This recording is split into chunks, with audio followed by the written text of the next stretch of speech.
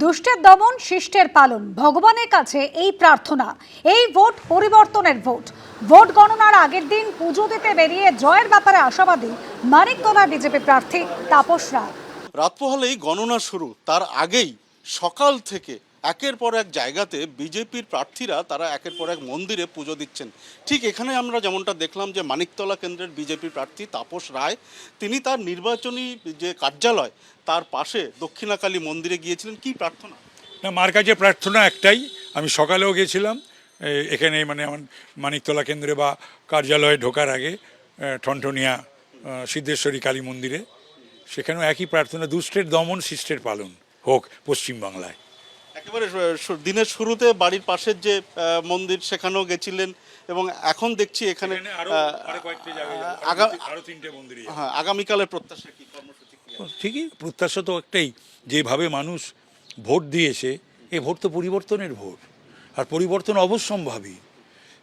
আগামী প্রজন্মকে বাঁচাতে, পশ্চিমবঙ্গকে বাঁচাতে এবং ভারতবর্ষের সার্বভৌমত্ব এবং আভ্যন্তরীণ নিরাপত্তা নির্ভর করছে এই ভোটের ওপরে, তো অনেক কিছু নির্ভর করছে। মনে হয় সেসব ভেবেই বোধহয় মানুষ বেরিয়ে ভোট দিয়েছেন।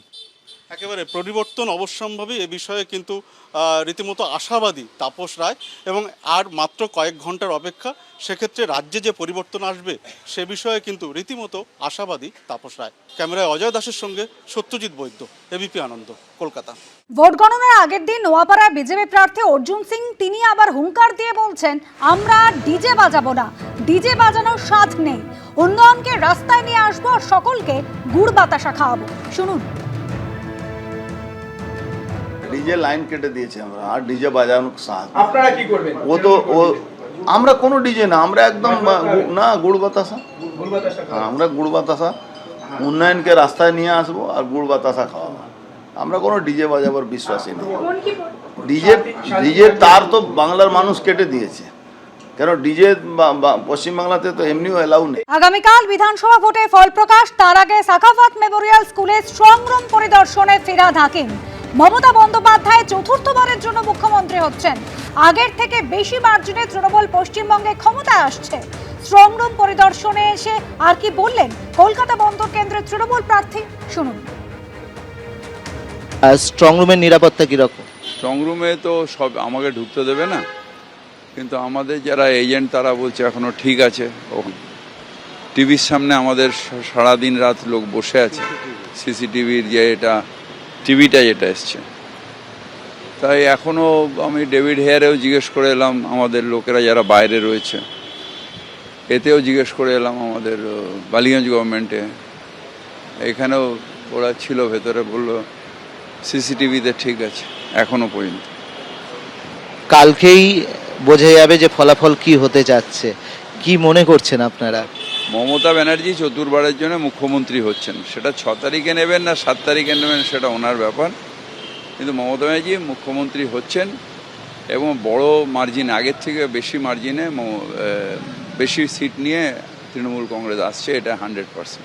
কোনো টেনশন কাজ করে না আগের দিন ফলাফল? কোনো টেনশন কোনো কাজ করে না, কারণ সারা বছর মানুষের সাথে আছি, সারা বছর লেখাপড়া করছি, ইলেকশনে পরীক্ষার দিনে পরীক্ষার রেজাল্ট নিয়ে চিন্তা করবো কেন?